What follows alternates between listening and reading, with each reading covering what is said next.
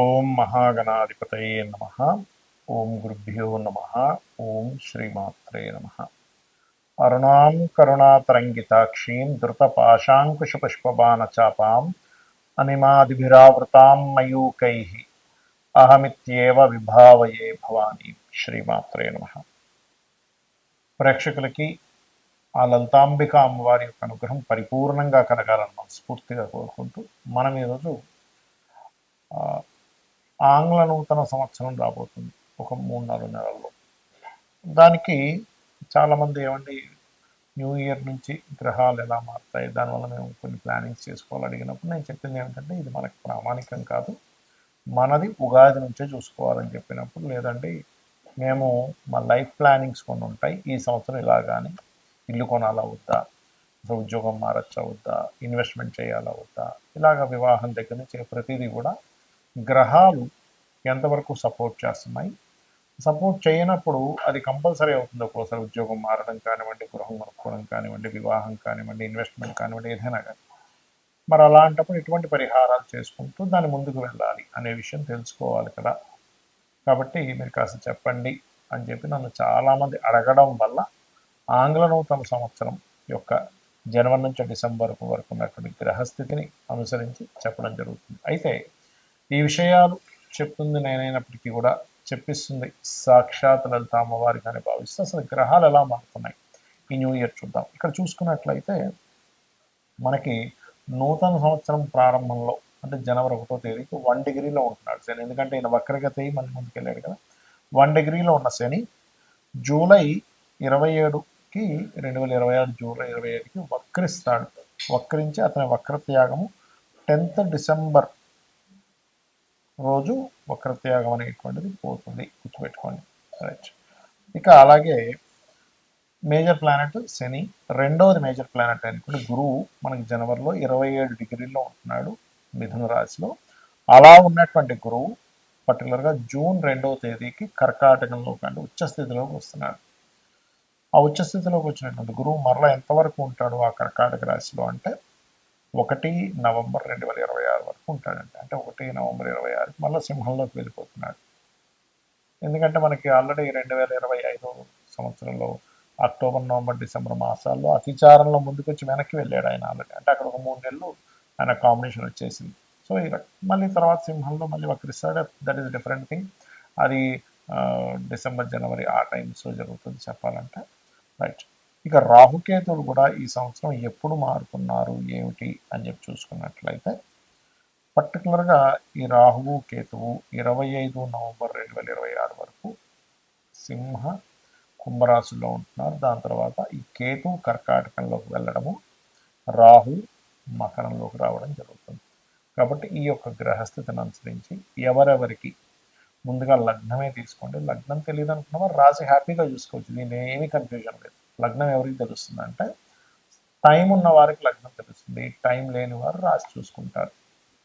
సింహం వారికి కనుక చూసుకున్నట్లయితే సింహం వారు ఇప్పుడు ప్రస్తుతం మీకు ఏకాదశంలో గురువు, అష్టమంలో శని, అష్టమ శని జరుగుతుందని, అలాగే లగ్నంలో కేతువు, సప్తమంలో రాహు ఉన్నారు. ఈ మేజర్ ప్లానెట్స్ యొక్క మార్పు ఎప్పుడు జరుగుతుంది, దానివల్ల ఫలితాలు ఏమిటి అని చూసుకున్నట్లయితే సహజంగా లగ్నంలో కేతు అనేటువంటిది మీకు ఆధ్యాత్మిక యోగాన్ని, గొప్ప జ్ఞానాన్ని ఇస్తాడు. కేతు ఎంతసేపు ఆటంకాలు ఒకటే కాదు, జ్ఞానకారకుడు, ఆధ్యాత్మిక కారకుడు.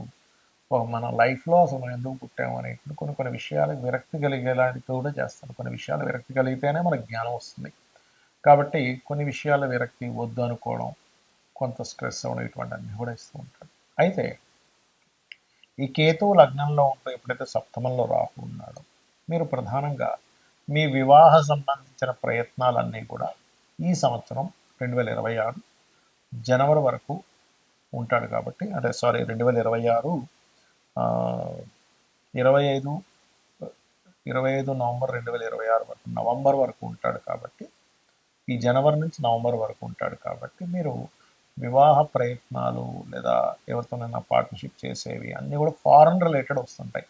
సప్తమ స్థానం పార్ట్నర్షిప్ స్థానంలోని జీవిత భాగస్వామి స్థానంలో రాహు ఉన్నాడు కాబట్టి. మరి ఈ యొక్క గురువు ఎప్పుడైతే మీకు లాభస్థానంలో ఉన్నంతసేపు మంచి లాభాలు, ఫైన్. సంతాన యోగాన్ని కూడా ఇవ్వడం, సంతాన అభివృద్ధి యోగాన్ని ఇవ్వడం, మంచి ప్లానింగ్ చేసుకోవడం వల్ల చక్కగా కలిసి రావడం, ఇవన్నీ గురువు లాభంలో ఉంటూ పంచమాన్ని చూస్తున్నాడు. కాబట్టి సంతానము, రాజకీయము, ప్లానింగ్ విషయంలో పర్ఫెక్ట్గా ఇస్తున్నాడు.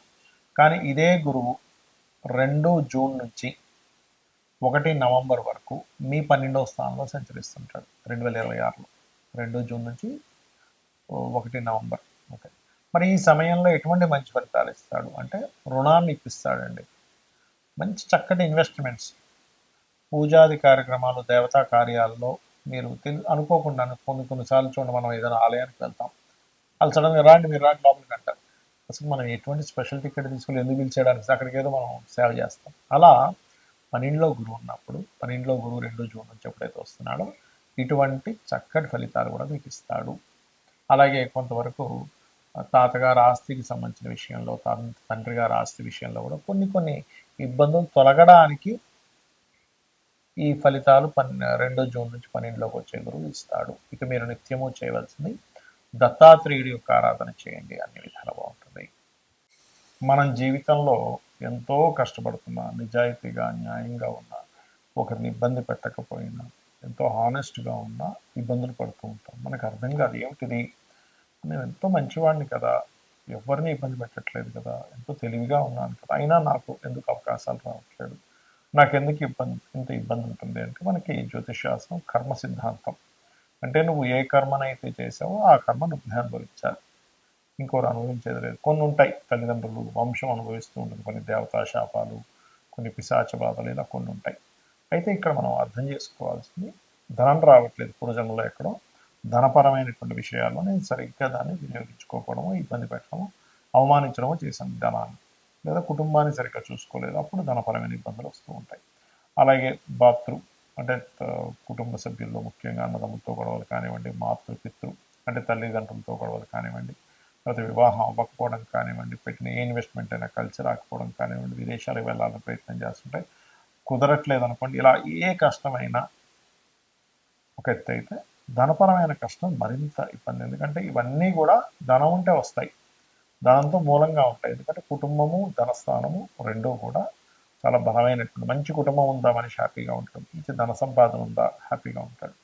అయితే వీటితో పాటు అనారోగ్యము, కొన్ని పిశాచ బాధలు ఇవి కూడా ఉండవని చెప్పట్లేదు. కానీ మనం మరి ఎందుకు నిత్యము పూజలు చేస్తున్నా, లేకపోతే ఎంత చక్కగా ఉన్నా ఎందుకు మనకు అనుకున్నంత రావట్లేదు అంటే, మీరు చేసేటువంటి నిత్య పూజాది విధానంలో మనకి శాస్త్రంలో ఉంది ఏమిటంటే మంత్రము, యంత్రము, తంత్రము అంటారు. అంటే మంత్రం అంటే ఏమిటి, మీరు ఏదైతే లలిత సహస్రనామాలు చదువుతున్నారో, విష్ణు సహస్రనామాలు చక్కగా భక్తితో చేస్తున్నారు, ఏ అష్టోత్తరం, లక్ష్మీ అష్టోత్తరం ఏదైనా చేస్తున్నారు, అది మంత్రం. తంత్రము అంటే ఏ పుష్పాలు, ఏ ద్రవ్యాలతో చేస్తున్నారు. మనకి శాస్త్రంలో మన కామ్యం నెరవేరడానికి ఒక్కొక్క ద్రవ్యం చెప్పారు. కొంతమంది అక్షింతలతో చేస్తే, మరి కొంతమంది ఎర్రటి పుష్పాలతో చేయండి, లేకపోతే ఫలానా పదార్థాలతో హోమం చేయండి, మీకు శత్రు బాధలు ఉన్నాయంటే ఇలాగా మిరపకాయలతో చేయండి, లేకపోతే మిరియాలతో చేయండి అని చెప్తూ ఉంటారు. అది ద్రవ్యం. సో తాంత్రికం అంటే అది. ఇక యంత్రము ఎంత గొప్పదంటే మనకి మన యొక్క కర్మని కంట్రోల్ చేసేది ఉంటుంది.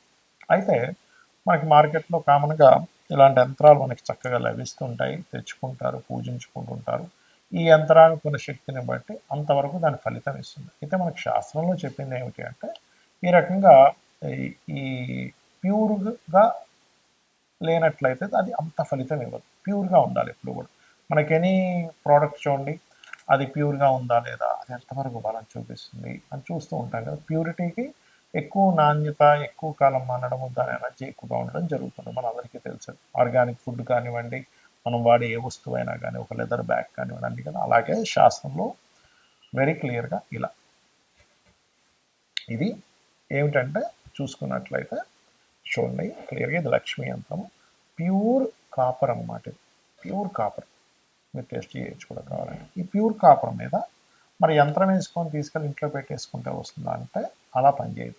మనకు చాలామంది పాపం అమాయకంగా మార్కెట్లో ఇది దొరుకుతుంది కదా అని తీసుకెళ్ళి పూజ చేసేసుకుంటారు. ఇది పూజ చేసుకున్నందుకు కొంత ఫలితం ఇస్తుంది, నేను ఇవ్వదు అని చెప్పట్లేదు. కానీ ఇదే యంత్రంలో కనుక మీరు చక్కగా దీనికి పంచవాసములు అంటారు, అంటే ధాన్యవాసము, అంటే ధాన్యంలో ఒకరోజు పెడతారు. పుష్పావాసం, పుష్పాల్లో ఒకరోజు పెడతారు కొన్ని మంత్రాలు చదివి. అలాగే జలావాసము, జలంలో కొన్ని రోజులు పెడతారు. అలాగే క్షీరావాసం, భూవాసం, ఇలా 5 వాసములు చేసినప్పుడు దీనికి ఒక శక్తి వస్తుంది. ఇలా 5 వాసాలు చేసినటువంటి యంత్రానికి రుద్రాభిషేకం చేస్తారు. ఏకాదశ రుద్రాభిషేకం, సహస్ర రుద్రాభిషేకం చేసేవారు కూడా ఉంటారు. అలా చేసి కొన్ని జపాలు కొన్ని రోజుల పాటు జపం చేసి ఈ యంత్రానికి శక్తిని చేకూరుతారు. ఈ పద్ధతి మనకి ఆలయాల్లో పెడుతూ ఉంటారు. మీరు గమనించండి. ఇప్పుడు మనకి మన రాముడి విగ్రహం పెట్టేటప్పుడు కూడా కొన్ని వేల సంఖ్యలో, కొన్ని లక్షల సంఖ్యలో జపం చేసి దానికి పెట్టారు. ప్రతి ఆలయంలోని మనకి ఆదిశంకరాచార్యులు వారు కూడా యంత్ర స్థాపనలు చేశారు. తిరుపతిలోని చాలా ప్రదేశాలు. అంటే అది ఆకర్షణ ఇస్తుంది. ఆకర్షణ ఎప్పుడైతే ఎక్కడైతే ఉంటుందో, ఎందుకంటే కుజుడు ఆకర్షణకు కారకుడు, కుజుడికి సంబంధించిన మెటల్ ఈజ్ కాపర్. కాబట్టి ఇక్కడ మీరు అర్థం చేసుకోవాల్సింది ఏంటంటే, మీరు అనుకున్నంత స్థాయికి మీరు వెళ్ళలేకపోతున్నారు, మీరు ఇంకా రీచ్ అవ్వలేకపోతున్నారు, ఎంత ధర్మంగా ఉన్నా, ఎంత కష్టపడుతున్నా అంటే మన కర్మ అడ్డుపడుతుంది. కర్మని తొలగించేటువంటి శక్తి కుజుడికి ఉంటుంది. అంటే కుజుడు అంటే ప్రయత్నం. అందుకే నువ్వు ప్రయత్నం చేయి, నీకు గ్రహాలు కూడా అనుకూలిస్తాయంటూ ఉంటారు. అంటే కుజుడు ప్రయత్నం, కుజుడు కష్టపడి చేసేది, ఎలాగైనా సరే విక్టరీ అవ్వాలని. అందుకే చూడండి, ఎవరికైనా కుజుడు స్ట్రాంగ్గా ఉంటే వాళ్ళు ఈ యొక్క స్పోర్ట్స్లో రాణిస్తారు. శని ఏంటంటే కర్మకారకుడు, ఆయన మనకి శత్రువు కాదు, మన కర్మ మనకు అందిస్తున్నాడు. మనం ఒక రక్షణ కవచంగా మనం ఏర్పరచుకోవాలంటే మంత్రం, తంత్రం, యంత్రం. సో ఈ యంత్రాన్ని పెట్టుకొని మీ గోత్రనామాలతో చేయించుకొని మీరు కనుక ఇంట్లో పెట్టుకొని మీరు కనుక దానికి రోజు నిత్య అనుష్ఠానం అంటారు, పొద్దున్న సాయంత్రం చక్కగా పూజ చేసుకోవడము, దానికి నైవేద్యం కొబ్బరికాయను కొట్టచ్చు. పంచోపచార పూజ, ఏదో పెద్ద పెద్ద పూజలు ఏం అక్కర్లేదు. చక్కగా పంచోపచార పూజ అంటే గంధము, పుష్పము, అదేవిధంగా నైవేద్యము, ధూపం, దీపం, భక్తి శ్రద్ధలతో కనుక చేయగలిగితే మీరు పడేటువంటి కష్టానికి ఫలితం ఉంటుంది, గుర్తుపెట్టుకోండి. అయితే ఇక్కడ ఏంటంటే మనం తీసుకునేటువంటి యంత్రం దాన్ని ఎంత ఇదిగా క్రియేట్ అవ్వాలి. ఇప్పుడు చూడండి, ఒక సిమ్ కార్డు ఉంది, మనం వెళ్ళి సిమ్ కార్డు కొనేసుకొని మనం ఫోన్లో పెట్టుకుని పని చేయదు. ఎందుకు పని చేయదు? దాన్ని అది యాక్టివ్ అవ్వలేదు. సరే, యాక్టివ్ అయ్యింది, మంచి సిమ్ కార్డు తీసుకోవాలి. అంటే అలాగా మంచి సిగ్నల్స్ వచ్చే కంపెనీ తీసుకుంటాం, లేకపోతే సిగ్నల్స్ సరిగ్గా రావు. అలాగే సిమ్ కార్డు వేసుకున్న తర్వాత మళ్ళీ ఎవ్రీ మంత్ రీఛార్జ్ చేయడం, లేకపోతే ఫోన్ని ఛార్జింగ్ పెట్టడము, ఎవ్రీ మంత్, లేకపోతే దానికి డాటా కొన్ని ఉంటాయి, అవన్నీ రీఛార్జ్ చేస్తుంటాం. అంటే అలాగే మనం ఏదో ఇంట్లో యంత్రాన్ని పెట్టేసుకోవడం కాకుండా ఈ యంత్రానికి సరిగ్గా పరివార దేవతలు ఎవరు, ఎటువంటి బీజాక్షరాలు, ఎటువంటి సమయంలో యంత్రం వేయాలి, దీనికి ఎలాంటి వాసాలు చేయాలి, దాని తర్వాత మనం తెచ్చుకొని ఇంట్లో పెట్టుకున్నాక కూడా దాన్ని ఎలాగ చేసుకోవాలనేటువంటి సరైన పద్ధతి కనుక చేసినట్లయితే మనకి మన కర్మలకి మనలో కూడా బుద్ధి చైతన్యం, అంటే నేనేం చేస్తున్నాను అనే ఒక క్లారిటీ, నేను ఎలా కష్టపడాలని ఒక క్లారిటీ, ఏ రకంగా ఉండాలనేటువంటి ఒక క్లారిటీ ఆ యొక్క అమ్మవారు మన బుద్ధి అందు ప్రవేశపెడుతుంది. తద్వారా మనం జీవితంలో కష్టాల నుంచి బయటపడగలుగుతాము. శ్రీమాత్రే నమః.